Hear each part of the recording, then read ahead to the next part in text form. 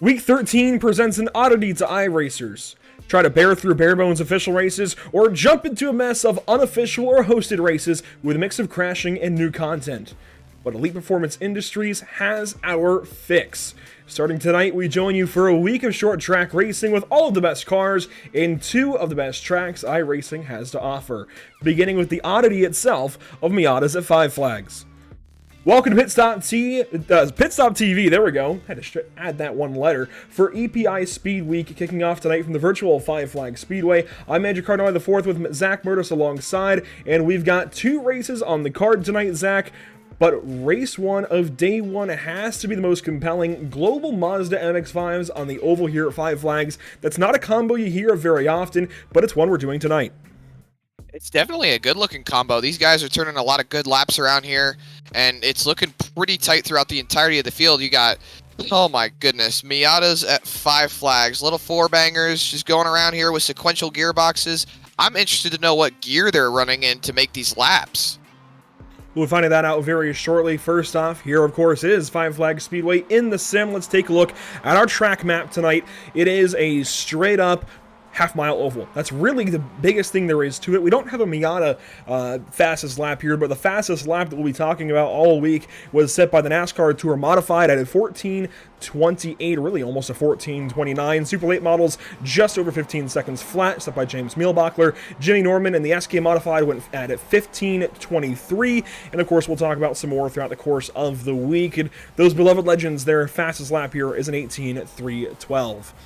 This is one of an abnormal broadcast for us, Zach, where we don't have standings or other things to talk about like we usually do. So let's first off just mention what else we have coming through the week. Of course, well, I guess that didn't quite load, so we won't talk about that yet. But we do have more racing tonight. First of all, we have Miatas now. We have Street Stocks in a little bit, about 8 o'clock Eastern.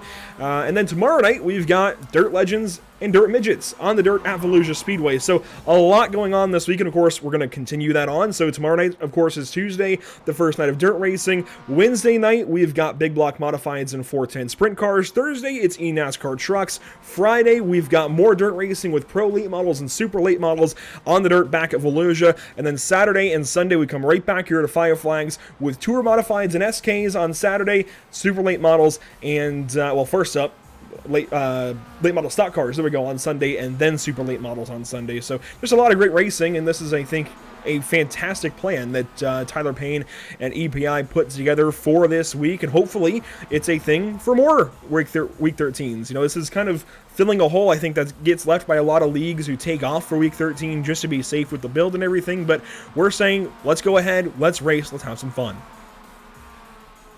Definitely, and these guys are turning some good laps. I mean, it's definitely these track and car combos are definitely pretty interesting going throughout the entirety of the week. But starting with tonight, the Mazdas at Five Flags, you know, it's like I said, what kind of gears they're running in, how they're running the track. Looking here on the onboard, it seems like they're running, I believe that says third gear. Am I wrong? That is third gear, and of course, these are open setups. These guys can tune the car a little bit as they need. Here's Boniface in car 95, and he heads down into turn number 3 now.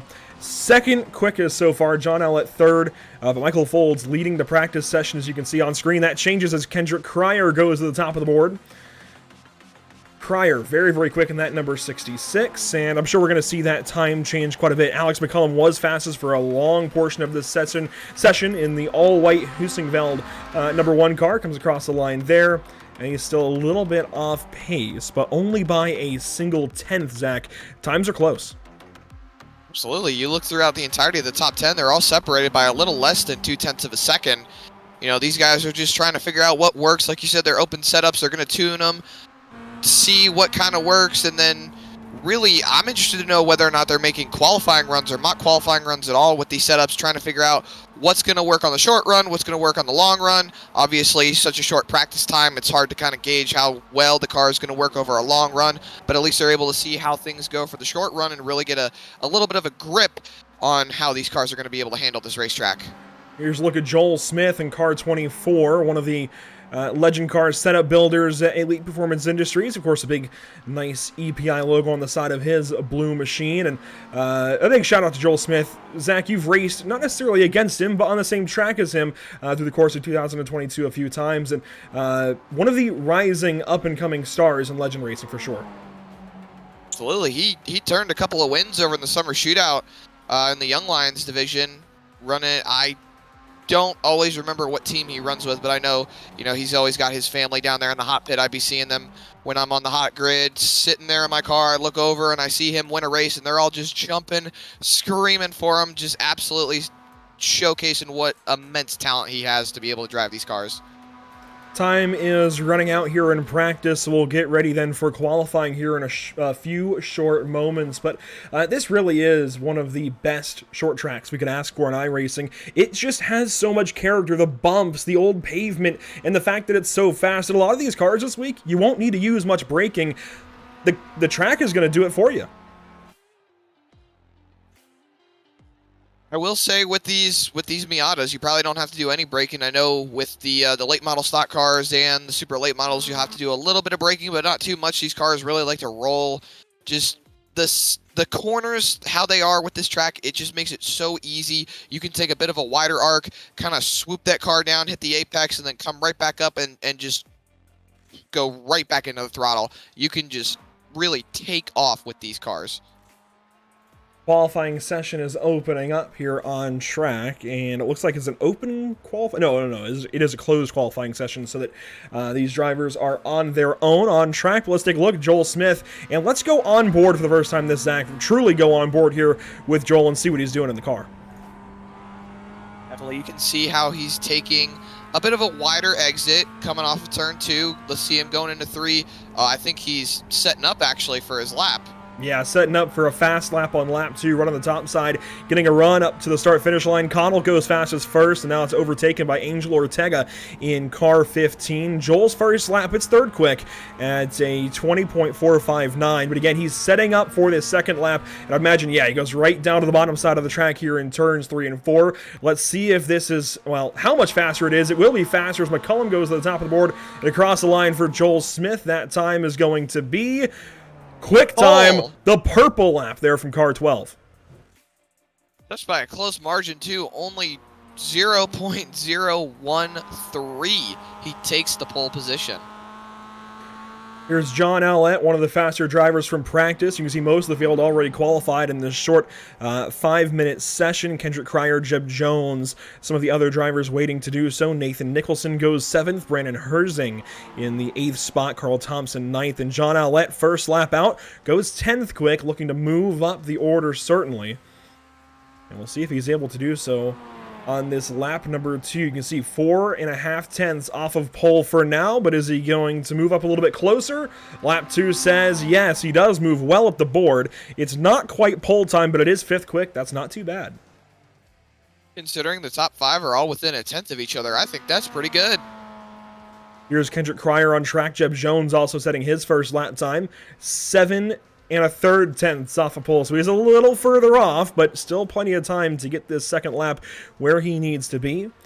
On a turn number 4 to the start-finish line, Jones, much faster, but only 3 tenths, so quite a bit faster still, as he will stay in the 11th spot, and Kendrick Cryer will meanwhile go to 6th. It looks like Mario Ercolani, which I believe is our admin for the night, is not going to qualify. That would make sense. And Ryan Nardone will not qualify either, but he does still have some time. Weather in the sim, by the way, for all of you setup gurus, it's right about iRacing default. 78.6 degrees Fahrenheit in the air. Mostly cloudy. That doesn't really matter at night. 79 degrees on track, and that track temp actually might go a little higher during the race. And of course, winds out of the northeast, although they are pretty gusty. Up to 12 miles per hour. It kind of makes sense, I guess. We are pretty close to the coast here in northern Florida, but still pretty high. It jumped from, it definitely jumped from about 9 to 12. So I'm not sure how much that will affect these setups, but these guys definitely seem like they're getting them tuned up, getting them to where they want to be, and I think we're going to see some really good racing tonight. I would have to agree. I think we are going to see really good racing, not only in this Miata race, but especially in that street stock race. I'm looking forward to seeing these guys rub fenders throughout the course of the night. We have 2 straight-up 40-lap races between the Miatas and the street stocks. We're just going racing. That's the big thing, is we're just going racing. And I like that mentality, especially to open things up here on night number 1. Now, this is a slightly outdated graphic, admittedly. We'll get that fixed up for the street stock race, but this gives you at least a peek as to what's happening tomorrow. Like I said, dirt legends and midgets on track at Volusia Speedway Park tomorrow night from Barberville, Florida.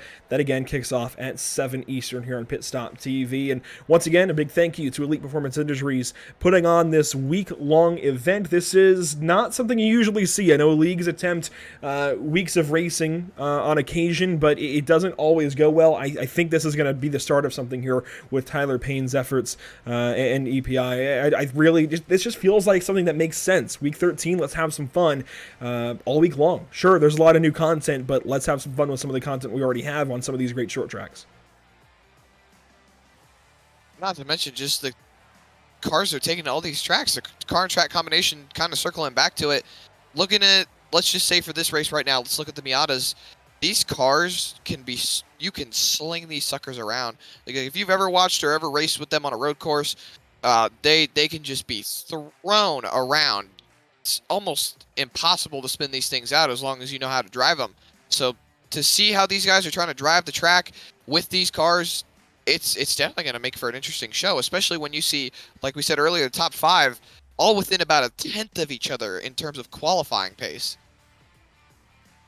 We do have 15 cars populating, actually call that 14 cars populating our starting grid. Let's go ahead and meet the drivers in tonight's race.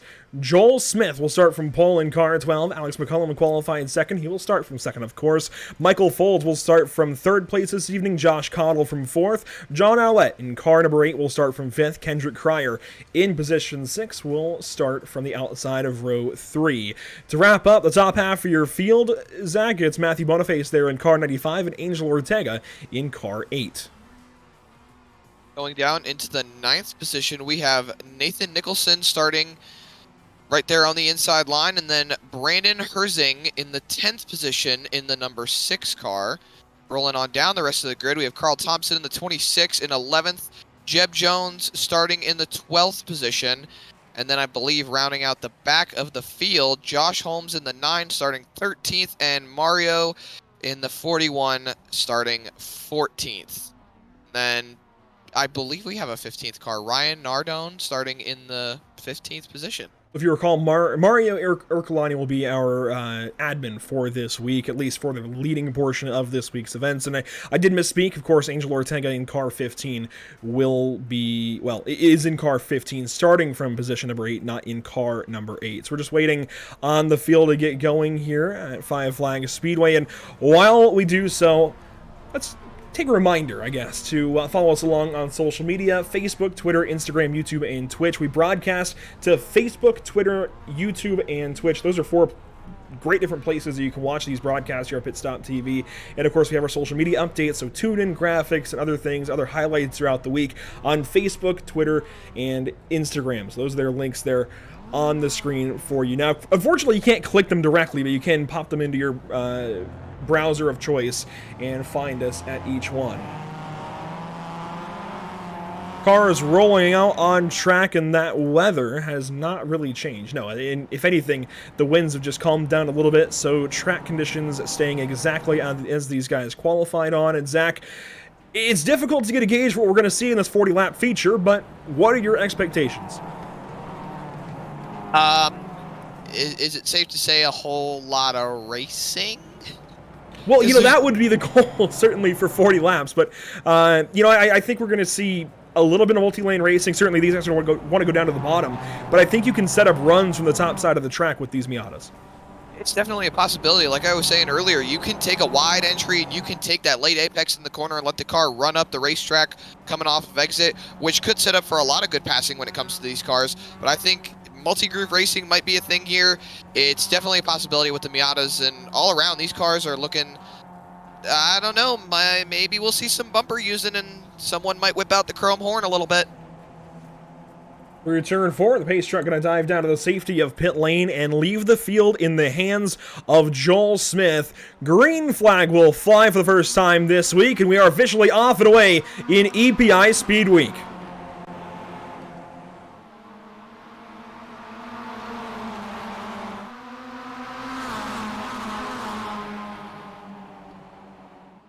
Through turns 3 and 4, Joel Smith on the inside. That's McCullum outside. Side by side we stay through the first lap of action. And if anything, McCullum had a run on the top side. He gets ahead for the race lead for a moment. Do we see a little bit of what somewhat looks like drafting? Yes, no, maybe? I think we're going to see a little of it as a bobble there out of the 12 car. Moves Joel Smith now to the 3rd position. Cryer moving up on the top side. He dives to the inside now of McCullum. A battle for the race lead. Side by side, rolling through turn 2. It looks like Cryer's going to have the nose coming off of turn 2, but they're still side by side going into 3. Joel Smith is looking while he's also defending for that 3rd position as they're 2 wide behind him. Joel Smith playing Pied Piper. McCullum leads another. Cryer, though, on the bottom side might have him clear in 1 and 2 this time, and he does. The bottom will prevail through turns 1 and 2 on lap number 4. And it's side by side now for 4th position. Single file through your top 3. Joel Smith actually turned the fastest lap while holding off these guys for 4th, as there is a look up to the inside. That's Folds in the 09. Joel Smith going to take a wide entry as we've still got a battle for the lead. Yeah, that will not go down quietly. McCullum wants that lead back from Cryer, who currently has it, as they work back into the 3rd corner. By the speed shot this time, we'll watch the entire field come on by. Cryer with the race lead. Everybody else follows through. 13 cars currently running on lap 6. Folds that time purple at a 19.090. And Joel Smith continues to drop down the running order. Our pole sitter is now working on defending for 4th. As Folds is taking a look on McCullum. He's still staying about within a car length of him as he watched these leaders and maybe hoping that they might make a mistake. Folds purple again. He picked up 2 more hundredths of a second as he just hounds McCullum. Right now, I don't think he's really even doing too much hounding. I think he's just kind of sitting here on the back end of the 1 car waiting for his opportunity, and I think we're going to see a little bit of that throughout the course of this 40-lap race. Picks up some more, nearly a half-tenth. I don't know if we covered it or not, but do these guys not have any tire sets to utilize throughout the rest of the race? I wouldn't imagine we're going to need it. 40 laps on these tires. I don't think we're going to see green flag pit stops. These fuel tanks can go for a little while. But, you know, on a caution, we could see an attempt to change tires. We might actually see that. That's not the worst idea in the world. As here we go. Folds down to the inside for 2nd. Takes it away easily. McCullum drops in behind. Yeah, he took a very, very wide entry knowing that he was going to give up the position, and McCullum was able to sneak back to the inside on corner exit, and they are side by side, very, very tight coming off of turn 2. Behind this lead battle, there's a lot going on as well as they still stay side by side into 3. Once this lead battle, if it ever fizzles out, you can see everything else happening behind with Josh Cottle and Joel Smith. If these guys ever get single file for any length of time, we'll go back and talk about some of those guys further back. But oh, a bobble there as McCullum tries to fight back on the inside. Now he lets Folds take point. We'll go down to the inside of turn number 3 and fight on Cryer. I think there was a little bit of contact on the backstretch for 2nd position. There might have been. I don't think you're entirely wrong there as Cryer dives right back to the inside. Or sorry, Cryer tries to defend, folds right back to the inside. Here he goes, the inside of turn 3. And he is going to try and take that spot away one more time. It's a great onboard shot of exactly what Folds is trying to do. Cryer unable to do the defensive move that McCullum pulled off not just a few laps ago, where he can take that wider entry and dive back to the inside to regain that bottom line, because he has McCullum right there looking, waiting for something to happen, and as soon as that opening happens, McCullum is absolutely going to take it. And we've been told no tires available in this race. Lap 14 of 40, side by side for the race lead between Folds and Cryer. Those guys behind have figured things out. McCullum trying to give the aid there to Folds on the bottom side. Very, very tight. Cryer is still just hanging on for dear life on that outside line. Through 1 and 2 once more. The 66, I think, starting to wear off those right side tires. He's definitely abused them in the early goings. I think Folds held back just a little bit, but all these guys up front are abusing their tires, and I really think everybody in the field is. I don't even think there's somebody saving in the back, really, considering how hard they've been racing, but these guys up front, they stay side by side. Let's quickly talk about those guys further back in the field, Zach. Josh Cottle moves into the 4th spot, Joel Smith in the 5th position, and it's single file now back here through the rest of them, but you can see Matthew Boniface in car 95 is sorted into 6th, Carl Thompson there in 7th, Josh Holmes in 8th, Nathan Nicholson in the 9th spot, John Owlett in 10th, and there's a battle right in front of Owlett, actually, with Nicholson and Holmes. And you just look at all these guys. Oh, a little bit of that looked like net code. A little bit of contact nonetheless between those two. It shakes up the 10 car, but he hangs on to it. If you look at all these guys running here in the back half of the top 10, it's just they've gotten single file out. They're trying to hold on to what they got, as we've still got fighting up here for the lead. This is on board now with Kendrick Cryer, now in the 3rd position as McCullum clears him. And now nearly halfway through this race, the top 3 are finally a single file once again. Will he stay that way? I honestly doubt it. Cryer has definitely been aggressive already in this race, and you know, we saw that in his defense. We see that again in his offense, but can he get back alongside of that 1 car? It's going to be tough. It's definitely going to be tough, and if you look at these guys, you know, on the onboard shots, you can see they're using just a little bit of brake to get through these corners to try and set the car, get the nose pointed down to the bottom so they can drive it straight up off, get these good runs. It's all about just figuring out your line, your braking zone, where you're going to do these things, and just trying to ultimately get a good line through the corner that you can just keep pushing this car and keep getting the most out of it every single lap, because we've still got fights that look like almost 3 wide back all the way in the 12th position. This here is Joel Smith and Matthew Boniface as they work into turn 3 this time. The 95 going to give that spot back up, it looks like, and Joel Smith will have him cleared. Meanwhile, Carl Thompson ahead of this battle. Here we go, John Owlett and Angel Ortega. Angel Ortega actually now to the inside of Josh Holmes, who was dropped like a rock recently. He was just in the 9th or 8th position, and he is now in 11th. Contact might have just thrown him off maybe just a little bit, gotten into his head a little bit, trying to figure out, does the car have damage? Am I still going to be able to keep going at a good pace? Just trying to push all those thoughts out of your mind and just keep racing. You see Josh Holmes was as high as 8th position a few laps ago, now all the way back into 11th position for starting 13th, so he was up a few spots already, but really could use those spots back. And we are serving a $60 payday to whoever wins this race, as here we go, McCullum back to the inside. He wants those $60. They are super tight coming off of turn 2, still side by side. Folds still with the nose going into 3, as McCullum is just wrapping that car around the inside line, trying to find a way around. Folds at the line led that lap. Folds still with the race lead, but that's going to change. McCullum powers ahead, then he bobbles, slides up out of turn number 2. Folds will take the lead back away, at least into the 3rd corner. McCullum fights on the inside of the corner. Just that inside line, it's great in the middle of the corner, but as we see on short tracks, the top side powers back on the front straightaway. And Folds leads another as they make a little more contact that time through 1 and 2. You know, these guys back here in the 4th, 5th, and 6th position are saying, fight, fight, fight, because they are closing that gap down. They've closed about a 10th or 2 over the last 2 laps.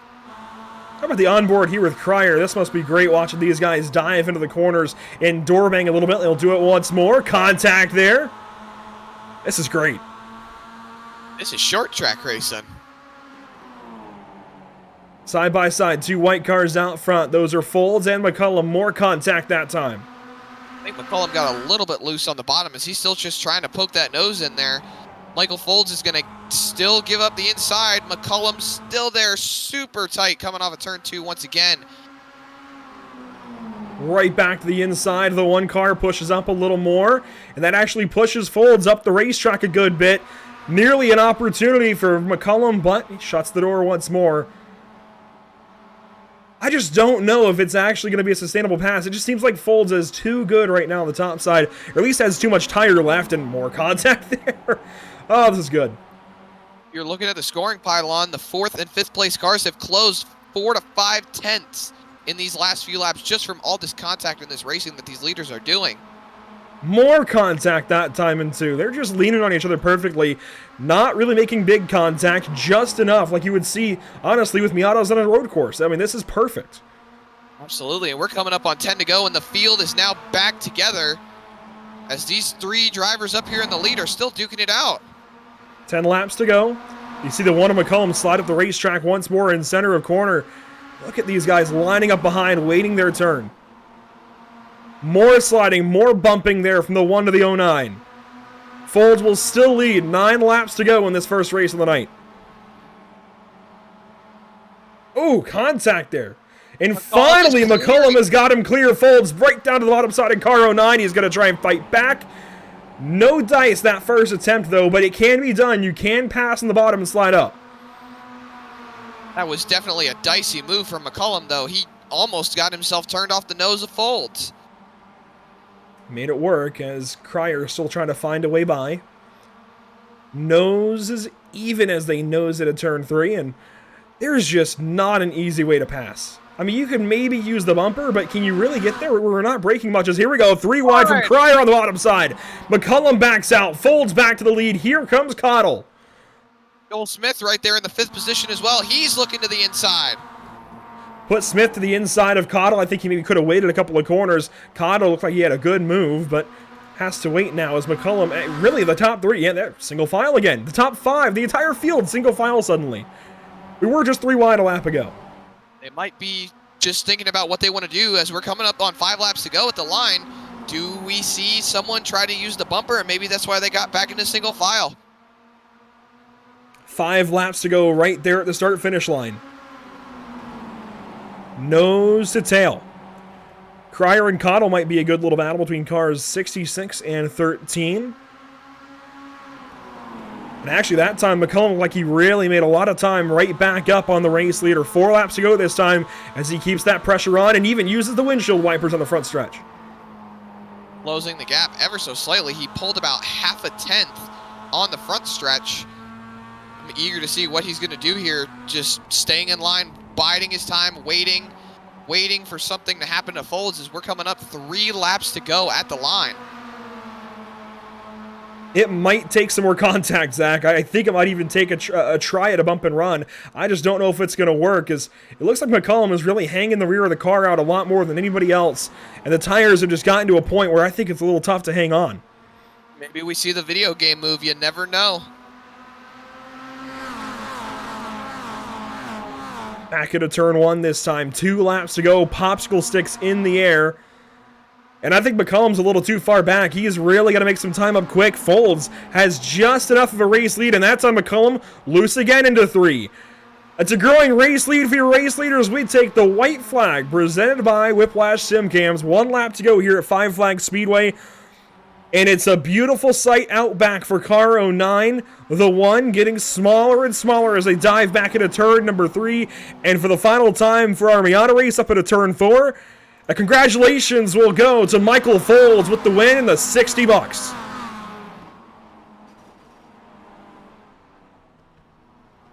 Bit of celebratory crashing after the line, never hurt nobody, but a big time congratulations to that guy right there, Michael Folds. That was impressive stuff. I'm really surprised he hung on as well as he did with all of the onslaught of pressure from McCullum and Cryer. Not to mention an absolutely clean race, completely green all the way through. That was some outstanding short track racing. You talk about no cautions. We did still have 4 lead changes, and I'd argue we had some more there, even between the start and finish line. So a lot of great battling, a lot of great lead changes back and forth on the lap. And I'd say we probably had 2 per lap for half of the laps we ran. That was really fantastic stuff as the fireworks are launched there on the back straightaway. I guess I actually had a turn 2, but really, really great stuff. Let's go ahead and take a look at our unofficial race results from our Miata feature on the evening. Michael Folds there with the win by 3/10. So from McCullum, Cryer in 3rd, Cottle and Smith round out your top 5. Nathan Nicholson and Matthew Boniface round in the 6th and 7th position. Carl Thompson in 8th. John Owlett, excuse me. Andrew, do you mind taking over for a second? Outlet there in 9th, Herzing in the 10th position. The rest of the field looks like this. Ortega in 11th, Holmes in 12th, Jones 13th, and it looks like Nardone makes no start there in the first race of the evening. So our admin outscored a driver. How about that for the first race on the week? Let's go ahead and get ready then for some post-race interviews. We've got our top 3, it looks like, ready to go with Folds, McCullum, and Criers. We'll bring them in just one moment. And Zach, that was really, really good stuff. We're going to lead off, of course, with race winner Michael Folds. And Michael, it's an odd combination bringing Miatas to a short track like this, but what was it like? That was honestly one of the most fun races I've been a part of on iRacing in quite a while. When Tyler came to me with this idea the other week, I immediately jumped on board and went to testing and tried to get a set together for the boys, and I'm just glad I was able to put it on top there. It feels like there's kind of a 4-banger hole left in iRacing, especially for short track racing. Does this kind of fill it a little bit? If you'd asked me a few weeks ago if I thought that there could be a series with these in it, I'd have said you're crazy. But honestly, after that was some really good racing there. Well, I think what that means, Tyler, if you're out there listening right now, I think Michael Folds wants a series with these cars, and I would agree. This was fantastic stuff. What was it like door banging lap after lap with Alex? I can honestly say that'll probably be the only time I can ever say I beat Alex McCollum in a straight-up race, at least for a good while. So that was, like I said, that was fun, man. I'm just glad he didn't try and take too much, and I don't think I tried to take too much there, so felt like it was a pretty good race. Street Stocks up next, Legends and Midgets on the dirt tomorrow. What stands out to you as the next race that you really want to go for in this week? Well, I'm registered for the Street Stocks later on, and I think I registered for the Dirt Legends as well. And then I think the races to really look at are going to be some of the bigger dirt races later this week, and then the super late and late model race on I believe Sunday should be one to watch. There you go, Michael Folds with the first win on the week at a cool $60. Best of luck to you in the Street Stocks in a little bit. We'll be looking for you. Thank you, guys. Michael Folds with win number 1 on the week. Zach, let's bring in Alex McCullum who goes P2. Alex McCullum, you led laps. You were able to run up front consistently. Just kind of walk us through what ended up happening there at the end and how you're able to come away with second place. Yeah, that was really fun with Kendrick and Michael there. Really good hard race, and just need a little bit more on the setup. I don't really know what I'm doing with these things. I took this car from 2019 out of USA setups to do some upgrades at it, but overall it was a really good night. Kind of surprised we went green the checkered there, which kind of made the race interesting because kind of basically off draft. So if you had a partner, you kind of were going somewhere, but all 3 of us raced pretty hard there. And then were tires, things like that, have any kind of indication on what might have affected the racing? Tires, just draft, really anything that ended up kind of just not being able to allow you to contend there at the end, because you did end up falling back just a little bit. Yeah, I got a little snug on the nose, so might have missed something on that part, but I don't really know what I'm doing these things, but I mean, I had a blast, so I think more leagues should do this more often because this was a hell of a race. Absolutely. And then do you see yourself running any of the other races, like the second race tonight, or any other races throughout the rest of the week? My next race is Thursday. I'm gonna run the trucks, and then the pro lates at Volusia, and then late asphalt lates and supers at Five Flags. Well, thank you for joining us tonight, and congratulations on your second place run. And then, Andrew, I believe next up would be Kendrick Crier. That it is. Kendrick Crier P3 tonight, at least in the first race on the evening. Let's bring Kendrick in. And that was one heck of a battle up front, Kendrick. Walk us through what it was like from your perspective. Well, it was good. I made quick moves to the front, but it could have been better at the end for me, I think. But we got a little too tight, burning up my stuff too early. But lesson learned. We'll head back in the street stock race and give her hell. And obviously this is a bit different from any kind of oval car, but what is it like trying to save tires in these as well? Make sure you have those tires for all 40 laps versus saving in, be it a street stock or late model. I think it's just little bit more of these. It's really good for 20 laps. I mean, you have to hang on for about 5 laps, and you can give her hell pretty good for about 15 to 20, and then it kind of uses up. But could have been better, but we could have saved a little bit more around halfway and had more at the end, I think. And the night's incomplete. We still have a street stock race coming up, and then legends and midgets on the dirt tomorrow, big blocks and 410s on the dirt Wednesday. What are you looking forward to most in the rest of this week of racing? It's got to be the street stack race coming up, and then the late model race coming up on Sunday, which I'm looking forward to that one. I'm running the super late as well, and that's about it for me. There you go, Kendrick Cryer, a pretty quick interview there in position number 3. You're pretty quick on track as well. We'll look for you here in the street stock race. Best of luck. Thank you. Kendrick Cryer from P3 in the Miata race here at Five Flags. That'll do it for the first race on the evening, Zach, but we still have plenty of action to go.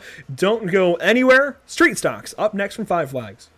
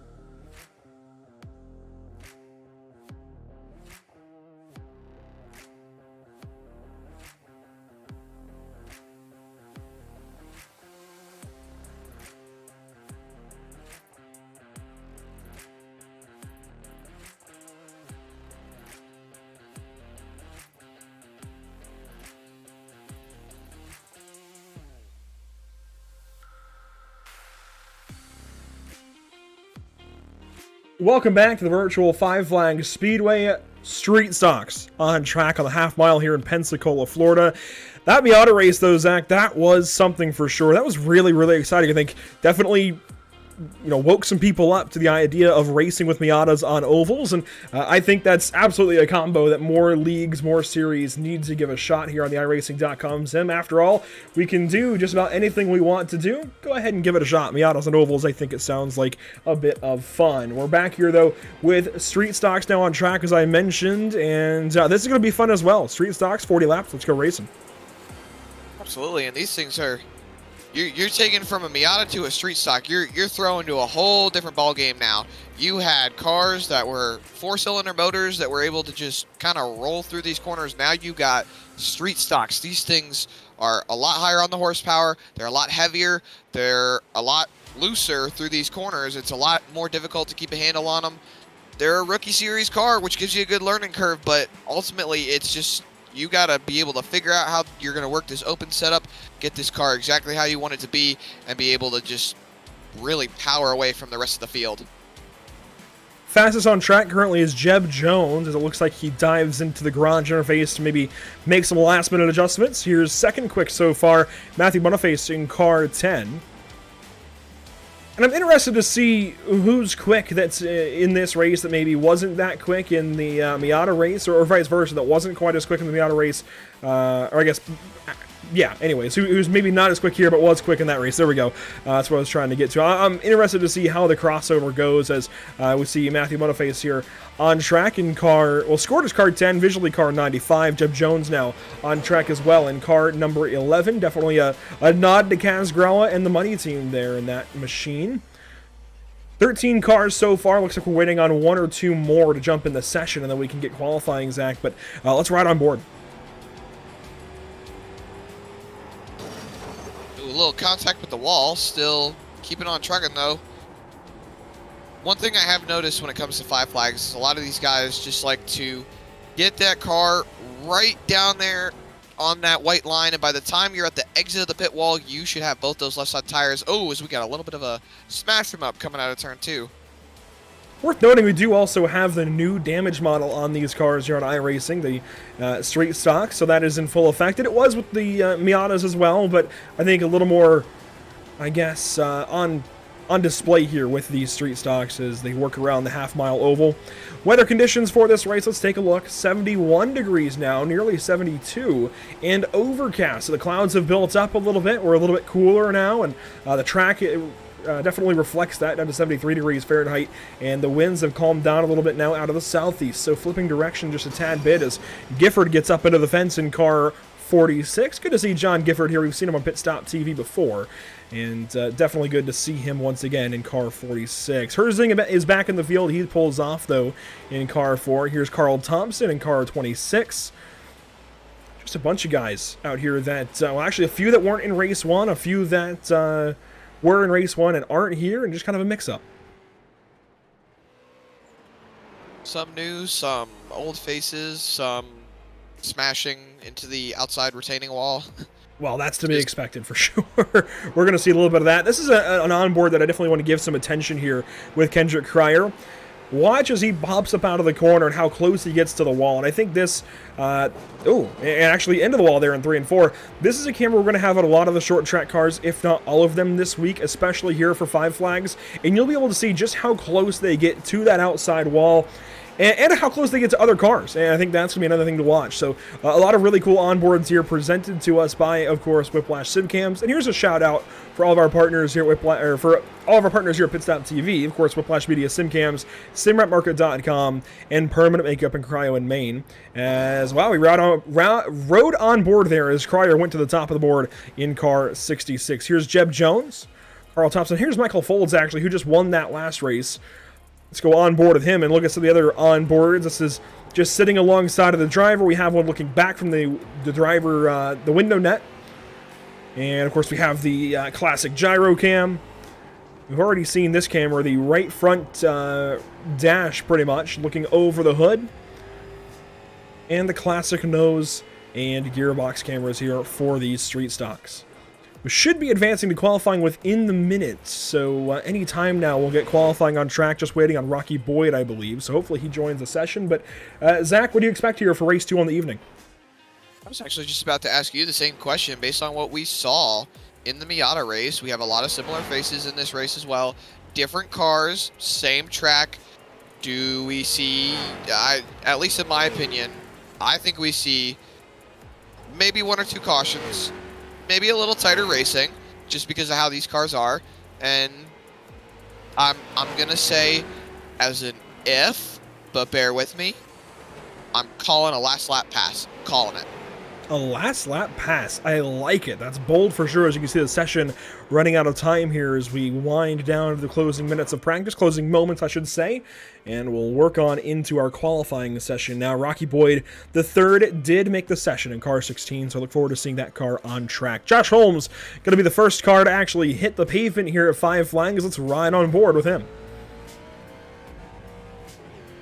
Up through the gears into fourth. You hear him popping the chip a little bit, maybe a little bit late to the clutch into fourth gear, but he's doing fine as he works that top side now down to the bottom out of turn 4. A little bit of a bobble though, and you mentioned you got a couple of laps in test drive right before this session actually got going, Zach.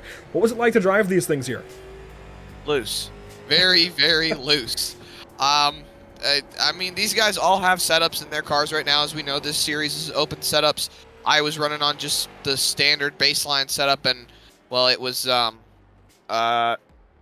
layman's terms, Zach, you do spinnies as the 420 goes to the top of the board and goes purple with an 18.4. Boniface now fastest. Joel Smith goes second. Let's jump on board here with, actually, he's on a second lap and actually coming to the pit lane, so it looks like Joel is done. How about John Allett, though, in car number 8?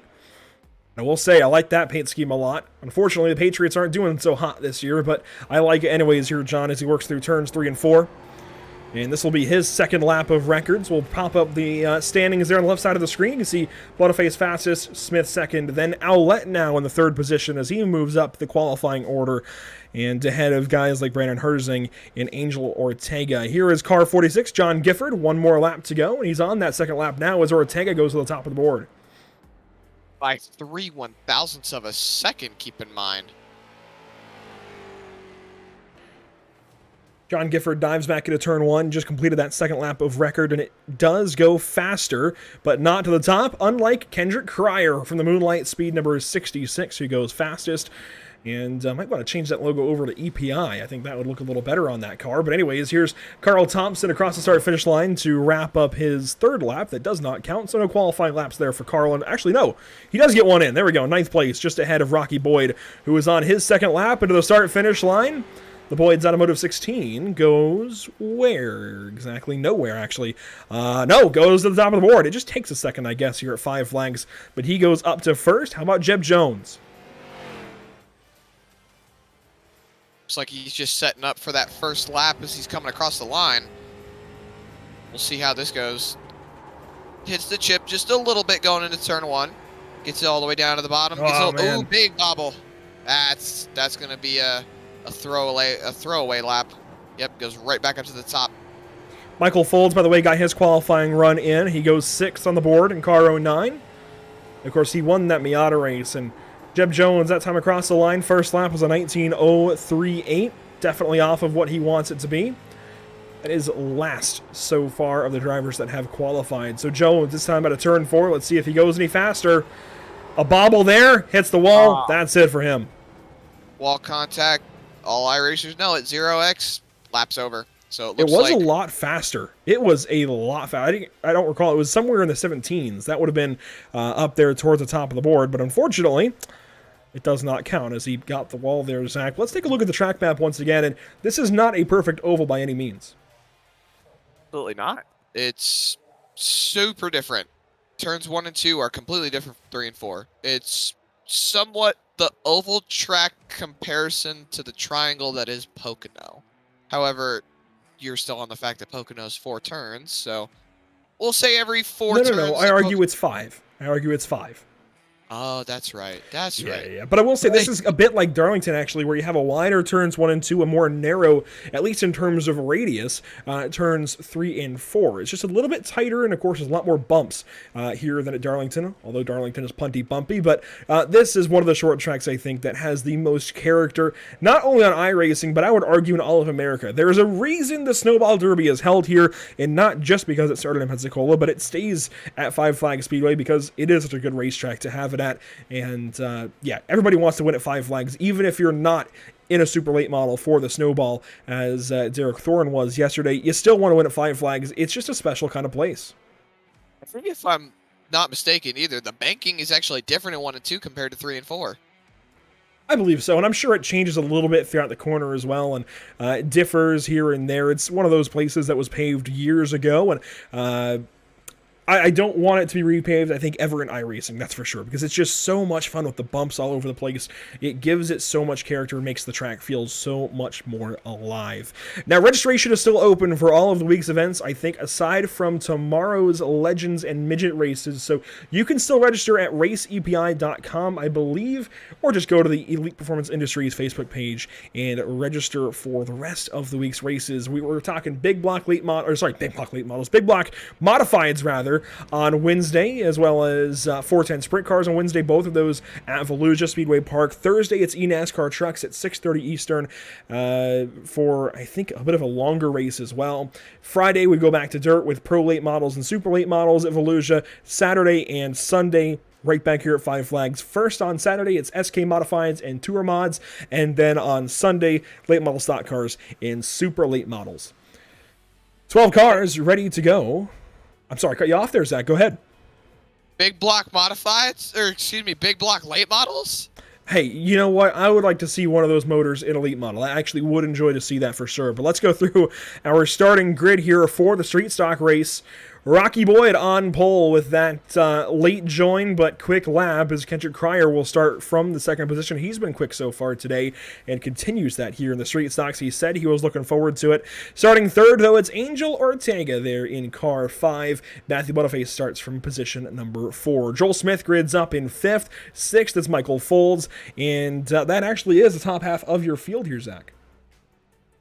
Rolling on down through the rest of the order, John Ellett in the 7th position, and Brandon Hertzing in John Ellett is in the 7th position, and Brandon Hertzing is in the 8th position in the 8 and the 4 car, respectively. Rolling down the rest of the order, Josh Holmes in the 420, love that number, in the 9th position, and John Guilford in the 46, rounding out the top 10. Rolling on down, Carl Thompson in the 26, starting 11th. Jeb Jones, who was fastest in practice, I believe, is now starting in the 12th position. So I've just been told by Tyler Payne that there is an extra $100 to Jeb Jones, back to front challenge, and a chicken sandwich. So he's been sent to the rear, did not qualify, I believe, didn't get a lap time in, that's right. So since he was so fast in practice, but is starting from dead last in this field, it's a back to front challenge for him.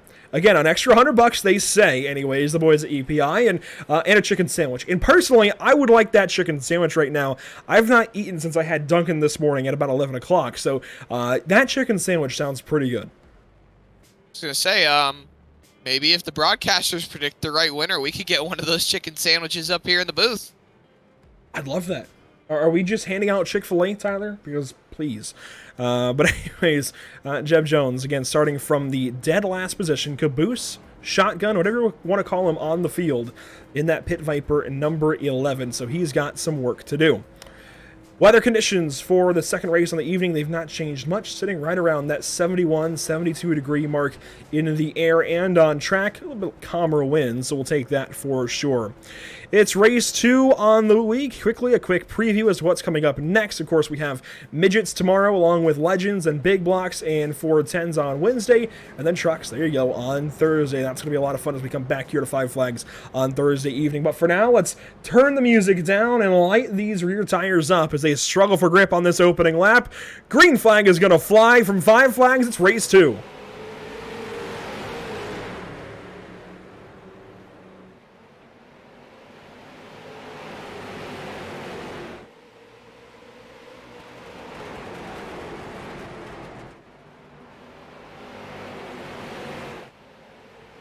There you go, your first lap of street stock racing here on Pit Stop TV ever.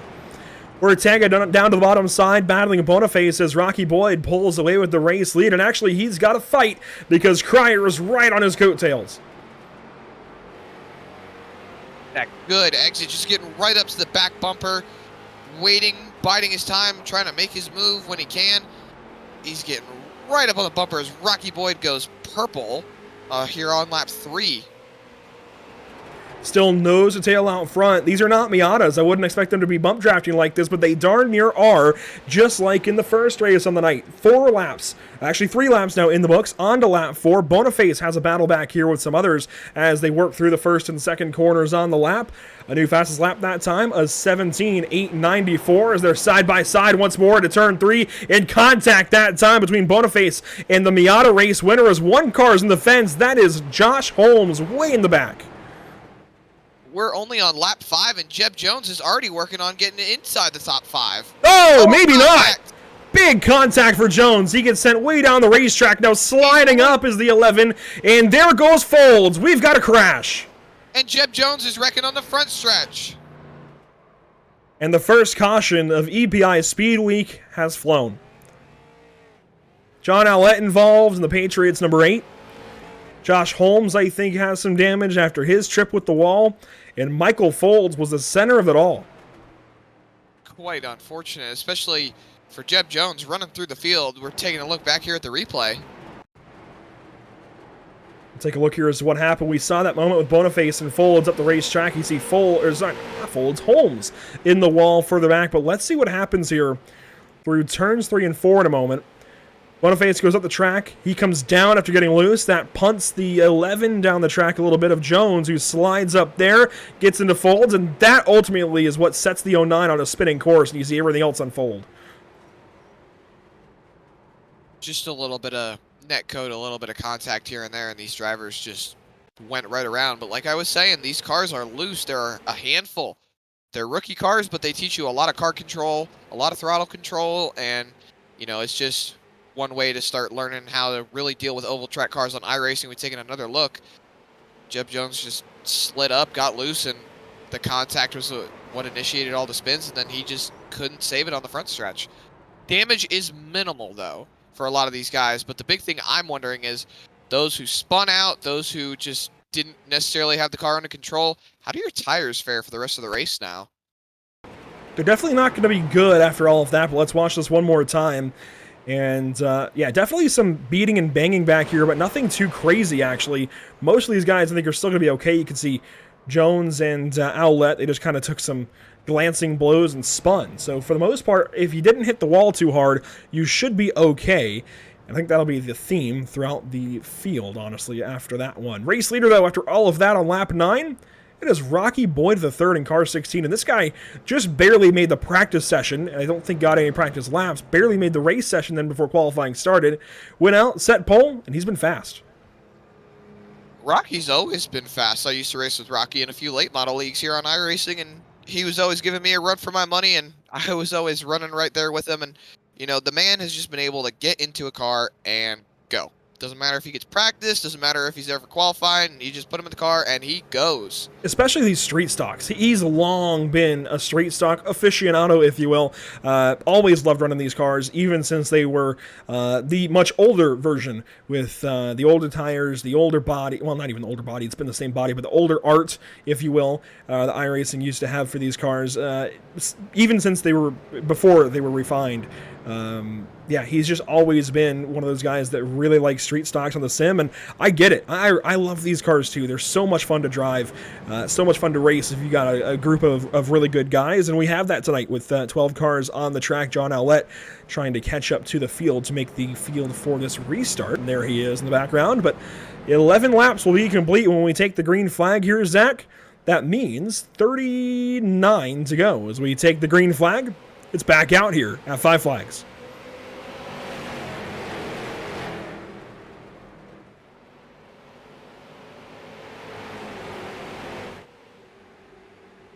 Nose to tail back down into turn number 3. Cryer and Boyd as Joel Smith goes way up the racetrack that time at a turn 4. He'll drop down to the 4th spot as we've got crashing in the background. Caution out once again. It's Herzing. Just spinning around right there on the front stretch. He's going to pull a quick 180, get that car back going. I don't know if you noticed, Andrew, but I saw they were 3 wide on the restart for the top 5. Let's go back and check out that restart in its entirety. It was a lot of fun to watch, just not if you're car 4 in the center of all of that in the background. But let's take a look back. And this is up front, first of all. We'll just kind of watch all this unfold, especially with the guys further back.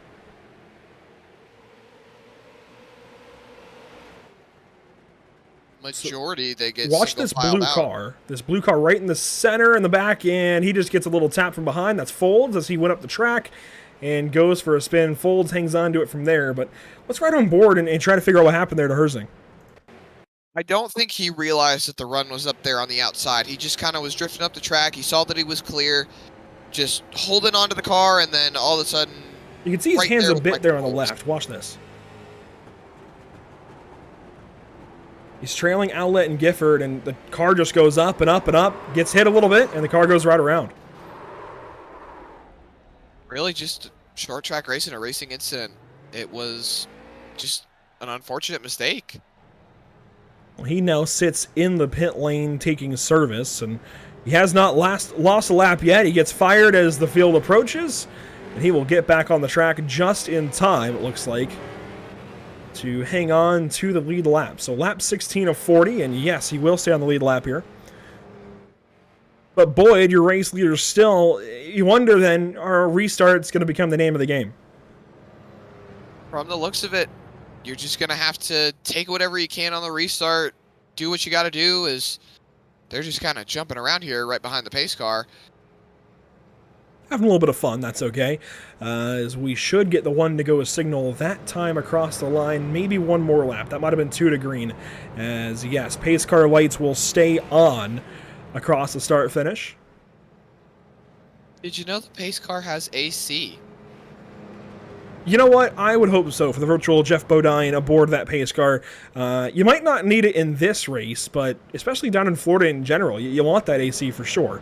Regardless, the field doubles up this time. We should get the 1 to green signal this time by Race Info. It's a little more interesting this time, although no lead changes. Well, we've had 2 cautions for 10, what is going to be 11 laps by the time we get this race restarted. I think the biggest thing right now, for Cryer at least, is he's had 2 restarts to figure out how Rocky handles them. He's starting to adapt. He's starting to learn. And as the race goes on, I think if we have more and more restarts, he's going to figure out the kind of game that Rocky's playing, unless he can kind of surprise him a little bit, and Cryer might be able to jump and really just be able to hang with him on the restarts. Once again, Zach, thanks for joining me on the commentary this evening. We should have Emerson Arden tomorrow as we begin our dirt portion of the week. Up out of turn 4, green flag once again, just shy of, well, just over 20 laps to go.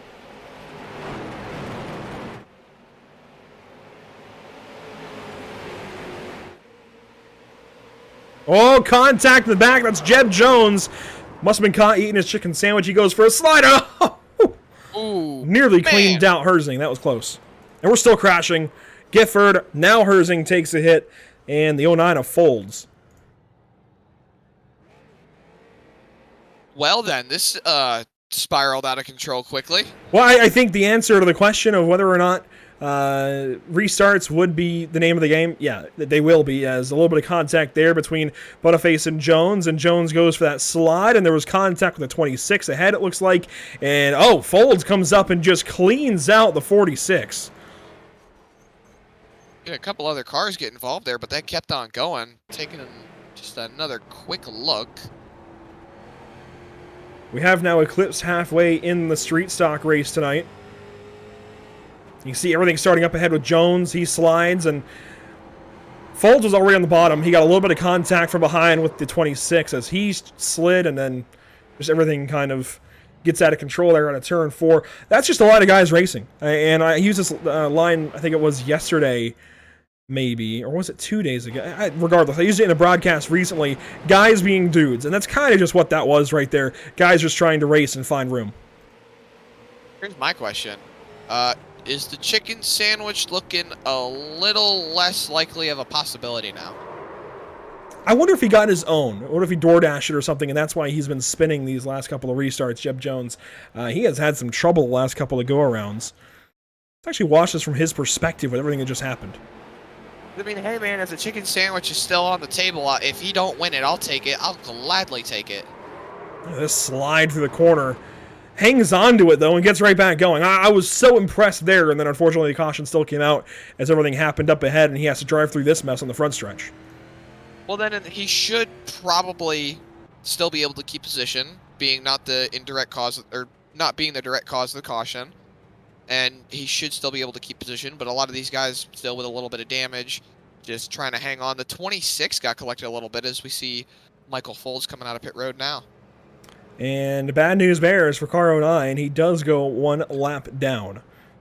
So he will have to find his way back onto the lead lap at some point, but we should get the one to go signal this time for Rocky Boyd and Kendrick Cryer and everybody else out front as we complete lap 23 under yellow. And yes, one lap left of caution, one lap to green, and we'll get this race restarted. We'll have 16 laps to go, Zach. That's not much time.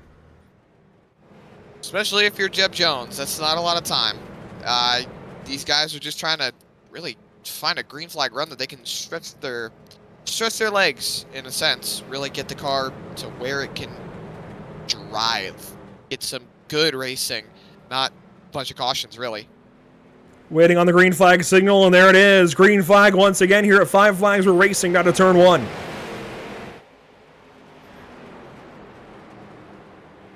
Cryer right back in line. You see the field side by side, 3 rows deep behind him. It's 15 to go this time at the start-finish. Time running out. Cryer's taking a peek here and there. He tapped the wall there on the front stretch. That he did. He got it pretty good. He keeps taking a peek up there on the inside of Rocky Boyd, but Boyd is still holding on to that top spot. So close through turns 3 and 4. Here's the rear view from Boyd as he gets a little sideways out of the corner. Maybe some contact as well, and that opens the door. Finally, Kendrick Cryer has some daylight down there. Joel Smith goes purple, sitting back here waiting to really just be able to make a move. He's right behind these guys in third now. Side by side through 3 and 4 for really the first time all night long. That's lap 27. Cryer got it. All the way down on the white line right there. A little bobble out of Rocky Boyd. Actually, a little bobble out of pretty much everyone in the top 3 as Boyd is still trying to hang on the outside. But here comes Joel Smith up the inside. Bobble from the leader. Do we see 3 wide? Contact there for the race lead, and they're going to spin and crash. The leaders at Five Flags have just gone around. Joel Smith goes through, caution flies, and Jeb Jones is the race leader, Zach. I don't know if that's going to hold, but he pokes through at least for the moment. I would say he's going to be the race leader, depending. Joel Smith might have caused a caution, might get the EOL penalty. I do not know. I believe here comes Rocky Boyd. I couldn't tell. It looked at first like Rocky was maybe a little bit annoyed with what just happened. I'm wondering if maybe he was making some contact there at the back end of Joel Smith. I'm surprised at the lineup iRacing just gave these cars. I think the admin Mario is going to work that out a little bit. That's a really odd lineup after what just happened. But let's get a look back at this and try to understand it for ourselves. So we'll see this 3-way battle. Joel Smith pokes down to the inside trying to get to Cryer. Thought he had a line for a moment, gets into him, puts Cryer up the racetrack with Rocky, and Cryer goes all the way around. So maybe that's where iRacing's getting that lineup from. It depends on when the yellow came out. But I'm surprised. Oh, and Joel Smith has been EOL'd. Well, if you're Jeb Jones, that chicken sandwich just got a little closer to going into your stomach. Yeah, he'll have a better opportunity now as he will line up in third, but one more look at it here. Look at the 95 going all the way to the outside. He hit the wall hard, though. That was Boniface. Let's watch it from his perspective, see how he gets by this crash. And he at least has the right setup shop on the hood. I will give him that. So while he has the wrong number on his car, as he scored as number 10, he's pictured as 95. He goes up the racetrack and slams that wall in two. Could have been harder, I'll admit, but that's still a pretty hefty hit. Certified Code Brown moment. Right as we say that, green flag is back out here at Five Flags Speedway. That was interesting timing for us to get back to green, but green is back out. And we've only got 8 laps to go. Rocky Boyd, Jeb Jones. Jeb Jones has not been able to really show that he's a competitive car up the front all race. Now we're coming here with 7 laps to go with the line. He's been pushing that car up to the front, and now he's right there with Rocky Boyd to show whether or not he's going to be able to contend for this race. Jones gets the fence, a spinner on the bottom side. That is John Gifford. That might let the race stay green, though. Side by side for third. Owlette's going to emerge the winner of that battle, and Ortega is going to try and follow suit underneath Boniface. But it's a battle out front that we're watching. Jeb Jones just trying to fight for $100 and a chicken sandwich. And Gifford, who just spun, is still right there on the bottom of the race. Oh, boy, that was close. Leaders Now make Gifford in front of the leaders in third and fourth and everything else, and Gifford now gets out of the way in the 46 car, but that was really, really close. 5 laps to go. He's still kind of in the mix here. And look at Jeb Jones. He's right there on the back bumper of Rocky Boyd. Oh, moves little it bit up. of contact. Sliding up the racetrack. Jeb Jones. Oh, he hooks him. Contact. Big contact down the front stretch. We're crashing him up. Oh, they're still wrecking. Gifford was spinning in the back. Contact between the leaders. I think Jeb Jones just tried to clear the Rocky Boyd, and it didn't exactly work out well for him. Interesting to see how they're going to take that. Let's watch this back. Watch the multicolor 11 and the black and blue 16 well out front. And this, I think, will be one of the best views of it from the blimp. It looks like Boyd's going to have the lead. I'm not sure how they're going to rule this as far as fault. Jones moves Boyd up the racetrack, and Boyd comes back down into Jones. Jones didn't come up an inch. Oh, gets hit by Cryer, the 26 as well. And I think we're going to have some cars out of this race. Well, I can say for certain that Jeb Jones is on pit road right now. Yeah, a lot of damage in that one. 5 cars pacing currently, but Carl Johnson, one of the cars in the pit lane. This is an interesting view of his machine as he's in the pits. There's Jeb Jones in car 11. Kendrick Cryer back here, actually up the road a little bit, albeit 1 lap down in the 66, and Josh Holmes also in the pits. We're waiting on the 11, and he's going to go a lap down. I think that's some required repairs for him, so we might be down to a 5-car field here, Zach. Can I take his chicken sandwich? I think Tyler's going to keep that one for himself. Wonder, has he sent me a message maybe? No, I haven't got anything back from Tyler in the last 20 minutes, so maybe Tyler's in the middle of eating that one. I don't know. But we will have green-white checkers. We have 3 attempts at overtime here for Elite Performance Industries Speedweek. No matter what the race, no matter what the track, 3 attempts at a green-white checkered, and this is our first. So, with Rocky now back in control of the race, do we kind of see my prediction come true? Last lap pass, maybe? Come on, guys. There's only 5 cars. I think John Owlette and Angel Ortega are a little bit outmatched. With that said, there's a lot of damage to that 16 car, but we've seen the speed so far from the 16. If those wheels are straight, I don't know how you touch Rocky Boyd. I really don't. He's been so good so far. And, all right, Zach, I've got some information. This is breaking from Tyler Payne and the EPI headquarters, okay? If you give us one good solid boogity for this restart, you get the chicken sandwich. That's what I've been told. Now, I cannot confirm or deny if this actually ends up in your mailbox. I don't know. But that's what I've been told, at least. So, as we do have lights out atop the iRacing.com pacing vehicle, Zach, for one chicken sandwich, give us your best boogity. All right, ladies and gentlemen, pace cars off. We're going back racing. Boogity. Let's go green-white checkered racing, ladies and gentlemen. I like it. That was pretty good, as we've got a good race here. 5 cars strong only in the last couple of laps here at Five Flags Speedway. Into turn 3 and 4, it's a battle for second. Owlette over Ortega. A little bit of contact. Owlette's going to try for this race win. Rocky Boyd leads. White flag out, presented by Whiplash SimCams. There is contact all over the racetrack, and they're spinning off of 2. Back, it's a 3-car race. Owlette going into turn 3, trying to take it away. Checkers are going to fly. Rocky Boyd is going to win the street stock race at Five Flags Speedway. And EPI Speedweek is definitely a thriller.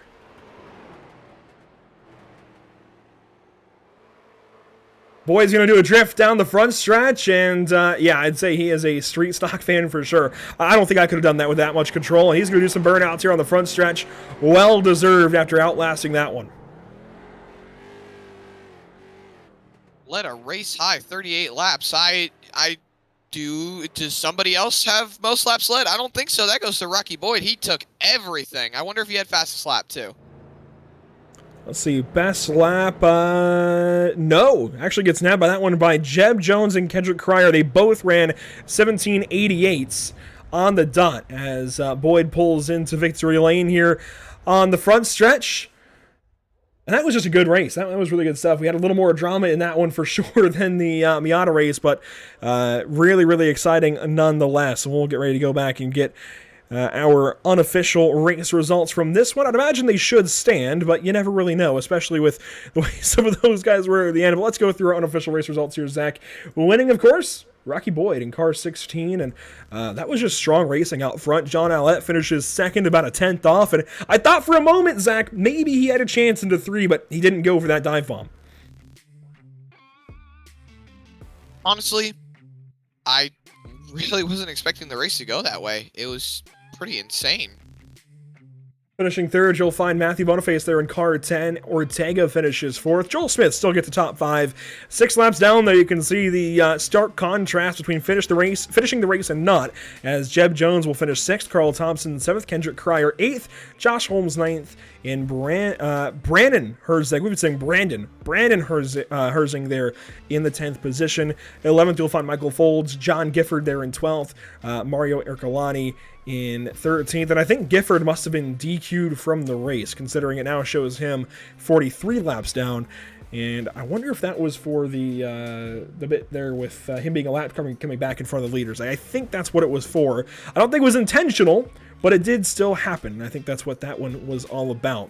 We don't have drivers ready to go yet for interviews, so if you're out there watching drivers, well, join the Pit Stop TV Discord. If you need a link, let us know in the chat. We can try and get it to you real quick so that you can join and talk to us. And as I say that, Rocky Boyd connects to the server, so we'll give him a moment to get in here, Zach. But upcoming broadcasts on the week, it's all EPI Speed Week for the next 3 days. Speed Week's rolling Tuesday, Wednesday, Thursday. Obviously, we got more, but these are just over the next 3 days. And just remember, you can always follow Pit Stop TV on all social media platforms. Facebook.com/PitStopTV, Twitter.com/PitStopTV, Instagram.com and YouTube.com also /PitStopTV. And I believe, do we still have Rocky joining us? We will have Rocky Boyd. It looks like nobody else has joined just yet between John Allett and Matthew Boniface in the top 3. But you know what, Joel Smith, if you're out there, anybody else, if the other 2 in the top 3 don't join, you guys are more than welcome to go ahead and talk to us. So Joel Smith, and you know what, Tyler Payne, even if you want to come over, go ahead and join the server and give us a bit of a chat here to wrap up night 1. But first up, race winner Rocky Boyd is here. And Rocky, that was certainly one Rocky way to finish things, but you lead 38 laps en route to victory. How'd you do it? Had a really good car. I got to thank Kendrick Cryer for giving me a fast piece there. And there was a lot of respect out there. It got a little rough there at the end, but we were able to keep it together and bring it home.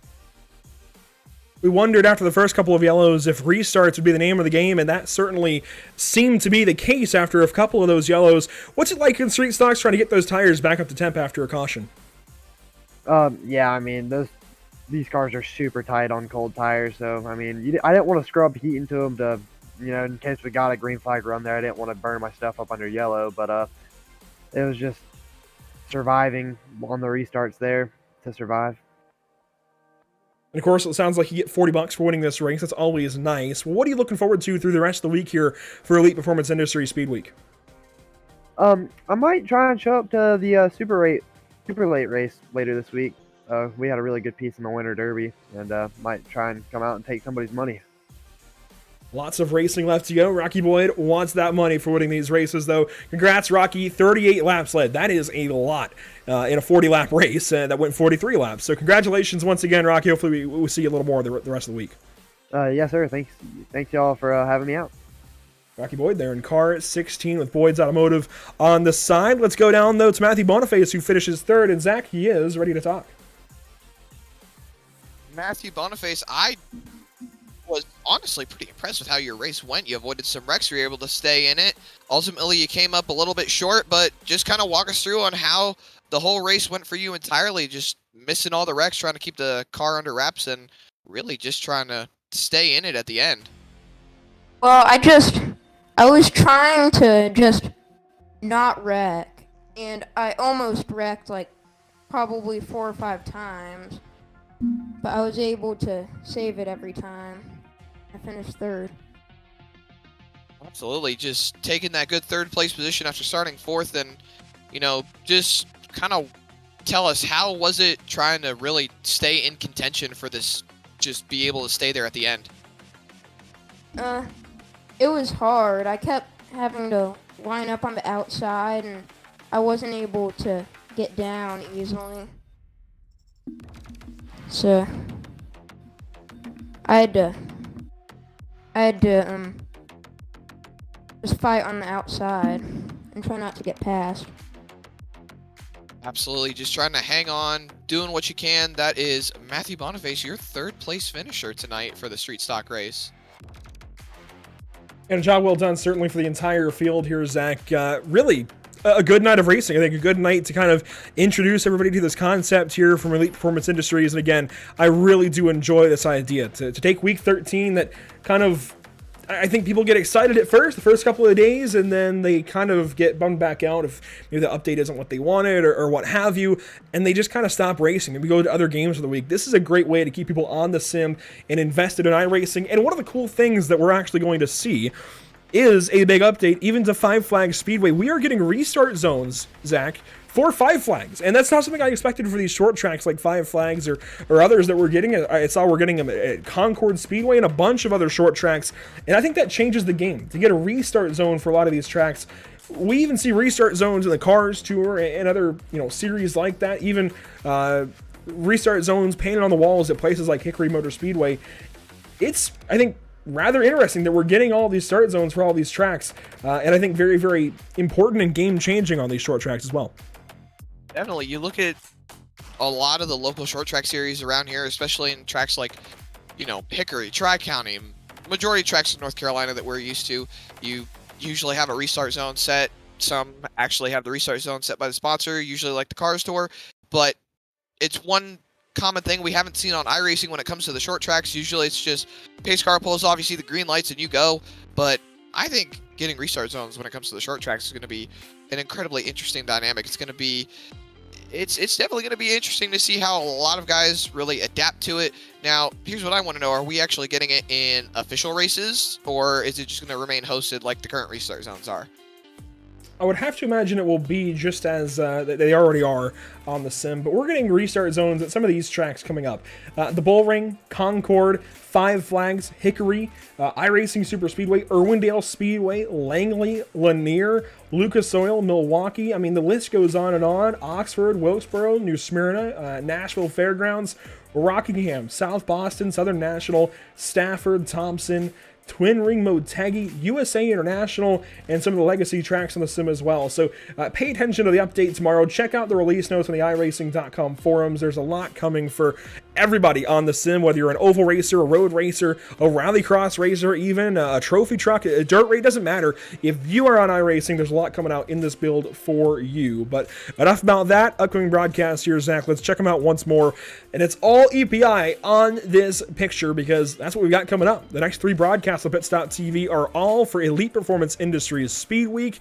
We get a short break, though, as we're actually going to have a doubleheader on Thursday. So we've got Legends and Midgets tomorrow from Volusia, then Big Blocks and 410s Wednesday from Volusia. Then we have eNASCAR trucks right back here at Five Flags on Thursday before we take GT3 cars to Virginia International Raceway later that evening for the North American Racing League. On Friday, we've got more action here for Speed Week from Volusia, actually, with Pro late models and super late models on dirt.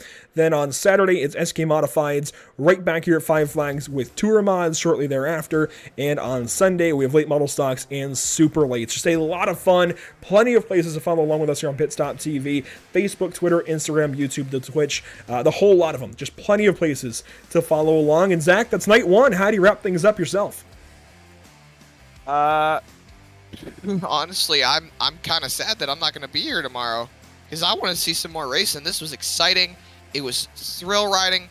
It's a great way to expose people to something fun over week 13. You get a little burnt out.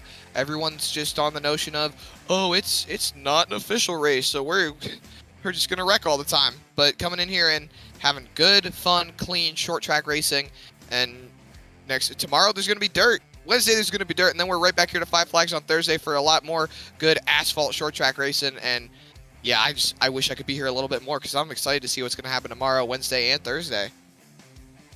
Once again, really, really enjoyed that. Tyler Payne, thanks so much for this one. I cannot wait for the rest of the week, but we still have a lot of racing to go. Let's sign off here from Five Flags. Thank you so much for watching tonight's racing. We really do appreciate it here at Pit Stop TV. And a big thank you to our partners here on the channel as well, Whiplash Media Simcams, SimRapMarket.com, and Permanent Makeup in Cryo and Maine, each doing so much for us here at the channel.